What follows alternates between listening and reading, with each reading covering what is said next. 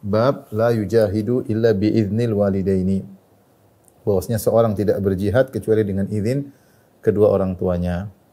Al-Imam Al-Bukhari rahimahullah berkata, qala haddatsana Musaddad qala haddatsana Yahya an Sufyan wa Syu'bah qala haddatsana Habib tahwil qala wa haddatsana Muhammad ibn Katsir qala akhbarana Sufyan an Habib an Abil Abbas an Abdullah bin Amr qala rajulun lin Nabi sallallahu alaihi wasallam. Itu dari hadis Abdullah bin Amr bin As radhiyallahu anhuma. Ada seorang bertanya kepada Nabi, "Ujahid ya Rasulullah, apakah aku berjihad?" Nabi berkata, "Laka abawan, kau memiliki dua orang tua?" Qala na'am, kata orang tersebut, "Iya, saya memiliki kedua orang tua." Nabi berkata, "Fa fihima fajahid." Maka berjihadlah dalam berbakti kepada keduanya. Dzakara fi hadis Habib an Abil Abbas atau dzikra fi hadis Habib an Abil Abbas an Abdullah bin Amr qala rajulun lin Nabiy. Baik, ini hadis dari Abdullah bin Amr bin As radhiyallahu anhuma, bahwasanya seorang bertanya kepada Nabi, "Ya Rasulullah, apa aku berjihad?" Itu mengangkat pedang berjalan untuk melawan musuh-musuh Allah ya, yang menghalangi dakwah Islam. Dan itu tentu ibadah yang sangat agung, jihad fi sabilillah. Karena seorang berkorban sesuatu yang sangat dia cintai ya. Orang berjihad itu apa? Dia berkorban sesuatu yang sangat dicintai. Apa yang sangat dicintai oleh seseorang yaitu nyawanya, kemudian hartanya. Siapa yang tidak cinta kepada nyawanya? Makanya kita tahu, para dokter tahu kalau orang sudah sakit, dia mengeluarkan uang berapa saja untuk kesembuhannya, tapi untuk menyelamatkan nyawanya. Di antara sesuatu yang sangat dicintai oleh seorang adalah nyawanya sendiri. Kemudian yang sangat dicintai oleh seorang adalah hartanya. Dia orang susah payah, ya, bekerja keras membanting tulang, ya, demi untuk mencari harta. Makanya jihad adalah amal ibadah yang sangat agung, ya, puncak keislaman, ya. Tetapi ketika ada seorang yang berjihad, dia minta izin atau dia bertanya kepada Nabi, "Apakah saya berjihad ya Rasulullah?" Yang mengorbankan jiwa, raga dan harta. Kata Nabi kepada dia sallallahu alaihi wasallam, "Laka abawan, kau masih punya dua orang tua?" Kata dia, "Masih ya Rasulullah." "Na'am." Maka Rasulullah SAW berkata, "Fa fihima fajahid." Rasulullah tentu mengarahkan yang lebih baik. Yang lebih baik adalah berjihad untuk berbakti kepada kedua orang tua. Hadis ini semakna dengan hadis sebelumnya, hadis yang kita sebutkan di awal pembahasan sebelumnya, hadis Ibnu Mas'ud, yang ketika Rasulullah ditanya tentang amalan yang paling dicintai oleh Allah, maka Rasulullah menjawab, as-salatu ala waqtiha, salat di awal waktu.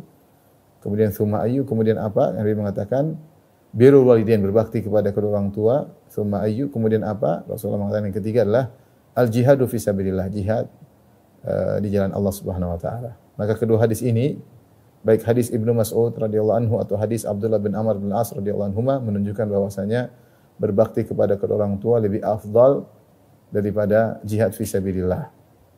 Hal ini dijelaskan oleh para ulama jika jihad tersebut adalah jihad fardu kifayah. Tatkala kaum muslim dalam kondisi kuat, ya, dan tidak semua orang diperintahkan untuk jihad, maka jihad ketika itu fardu kifayah, bukan fardu ain. Kalau jihad fardu kifayah, maka jika seorang ingin berjihad, dia harus minta izin kepada kedua orang tuanya. Kenapa? Karena berbakti kepada kedua orang tua fardu ain.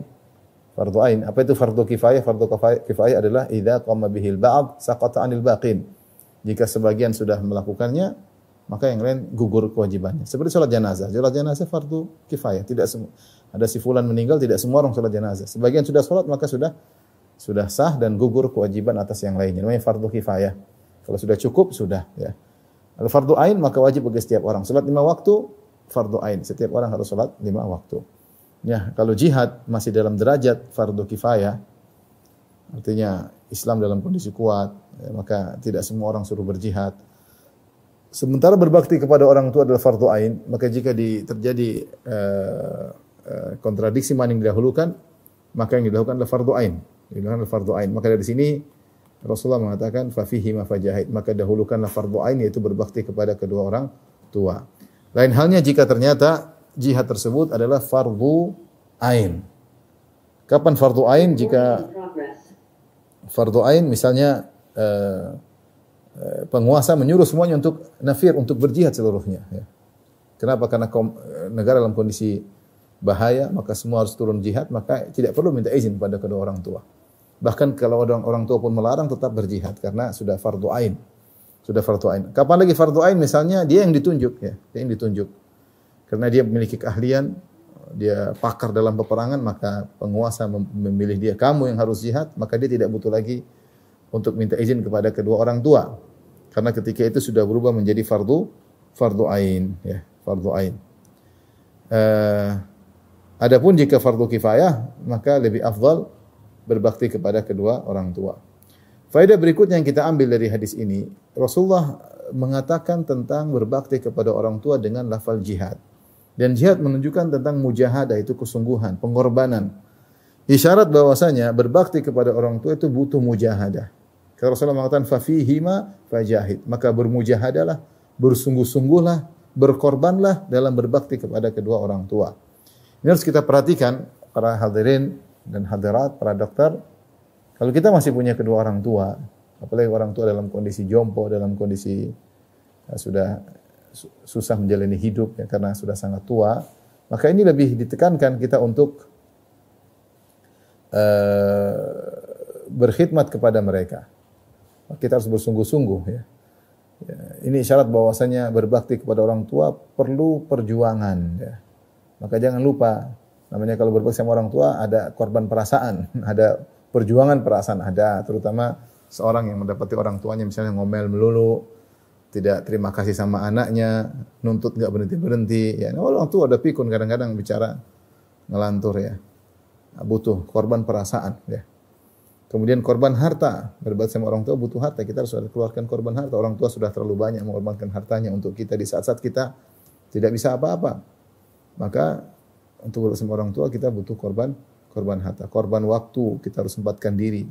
Bukan sempatkan, menyengajakan. Jangan hanya sempat berbakti sama orang tua, harus sengaja kita berbakti sama orang tua.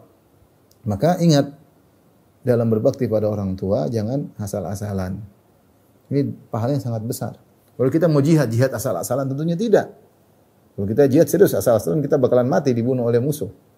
Kalau jihad serius, persiapan, bawa senjata, mungkin latihan dulu, strategi, itu jihad. Ada yang jihad lebih afdal, berbakti sama orang tua, maka semuanya perlu persiapan.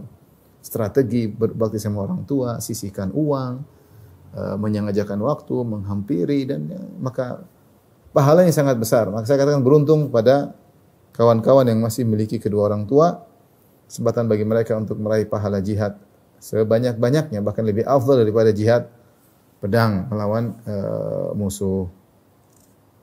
Tapi di sini saya bacakan perkataan sebagian ulama. Para ulama berselisih, bagaimana jika kedua orang tuanya musyrik? Apakah kalau dia jihad fardu kifayah tetap minta izin kepada kedua orang tua? Maka ada khilaf di kalangan para ulama. Ats-Tsauri berkata tidak perlu izin karena kedua orang tuanya musyrik. Dan ini kaitannya jihad melawan orang musyrikin, enggak perlu izin. Kalau minta izin dia pasti ngelarang karena dia pasti bela agama syiriknya. Oleh karenanya tidak perlu minta izin, perang aja kan. Untuk perang tidak perlu minta izin kedua orang tua. Kata Tsauri, kata Imam Syafi'i, Imam Syafi'i mengatakan lahu an yaghzuwa bi ghairi idznihima. Kata Imam Syafi'i boleh berjihad tanpa izin kedua orang tua. Tetapi kata Ats-Tsauri tetap wajib minta izin kepada keduanya. Ats-Tsauri, Al-Imam Ats-Tsauri, Sufyan Ats-Tsauri berkata tetap wajib minta izin. Keumuman hadis ini karena Rasulullah bertanya, apakah engkau punya dua orang tua? Rasulullah SAW tidak memperinci muslim atau kafir. Maka kalau kedua orang tua masih ada dan jihadnya jihad fardu kifayah, meskipun kedua orang tua musyrik, maka wajib minta izin. Adapun Imam Syafi'i rahimahullah mengatakan tidak harus minta izin. Karena kalau minta izin pasti orang tuanya tidak ridho karena orang tuanya musyrik, membela agama kesyirikan. Kemudian terkait apakah minta izin ini juga bersambung sampai kepada para kakek, para nenek ya. Ini khilaf di kalangan para ulama ya. Dan satu ada perkataan menarik dari Tawus, seorang tabi'in. Dia berkata, wa kana Tawus yara as-sa'ya 'ala al-akhawat afdalu min al-jihad fi sabilillah. Tawus berpendapat, seorang berusaha ngurusin adik-adik perempuannya, kakak-kakak perempuannya, itu lebih afdal daripada jihad fi sabilillah, lebih afdal daripada jihad fi sabilillah. Maksudnya jihad tadi fardu kifayah. Ini isyarat dari Tawus rahimahullahu taala, hendaknya seorang berusaha berbuat baik kepada kakak-kakak perempuan, adik-adik perempuan. yang terkadang terlalaikan untuk kita baikin. Siapa yang masih punya orang tua, fokus ke orang tua. Siapa yang masih punya kakak adik perempuan, jangan lupa untuk berbuat baik kepada mereka. Karena Taus berpendapat berbuat baik kepada kakak-kakak dan adik-adik perempuan lebih afdal daripada jihad fi sabilillah kalau jihadnya fardu kifayah.